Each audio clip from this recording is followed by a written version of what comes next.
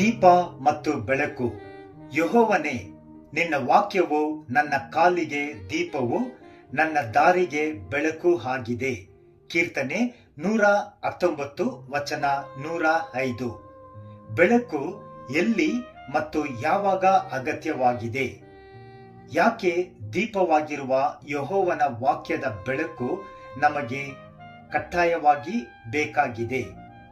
ಈ ಲೋಕವು ಸೈತಾನನು ಕೊಡುವಂತ ಕತ್ತಲೆ, ಪಾಪ ಉಂಟು ಮಾಡುವ ಕತ್ತಲೆ ಮತ್ತು ಕರ್ತನನ್ನು ಅರಿಯದೇ ಇರುವ ಕೆಟ್ಟ ಜನರ ಚಟುವಟಿಕೆಗಳು ತರುವ ಕತ್ತಲೆಯಿಂದ ತುಂಬಿದೆ.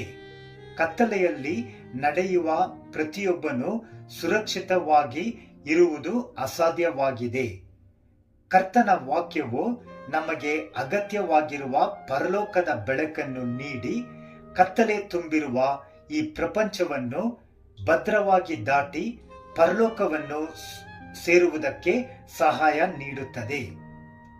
ಕೊನೆಯದಾಗಿ ಯೆಹೋವನು ಉಂಟು ಮಾಡುವ ನೂತನ ಪರಲೋಕದ ಪರಿಶುದ್ಧ ಪಟ್ಟಣವಾದ ಹೊಸ ಯೆರೂಸಲೇಮಿಗೆ ಬೆಳಕನ್ನು ಕೊಡುವುದಕ್ಕಾಗಿ ಸೂರ್ಯನಾಗಲಿ ಚಂದ್ರನಾಗಲಿ ಬೇಕಾಗಿಲ್ಲ.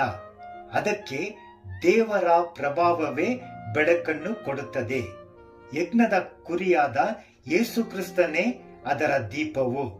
ಪ್ರಕಟಣೆ 21 ವಚನ 23.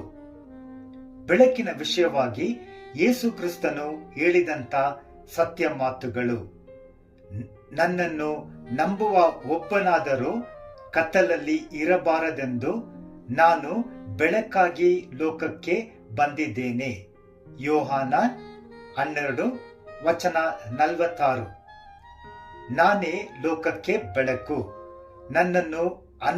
ನನ್ನನ್ನು ಅನುಸರಿಸುವವನು ಕತ್ತಲೆಯಲ್ಲಿ ನಡೆಯದೆ ಜೀವ ಕೊಡುವ ಬೆಳಕನ್ನು ಹೊಂದಿದವನಾಗಿ ಇರುವನು. ಯೋಹಾನ 8 ವಚನ 12.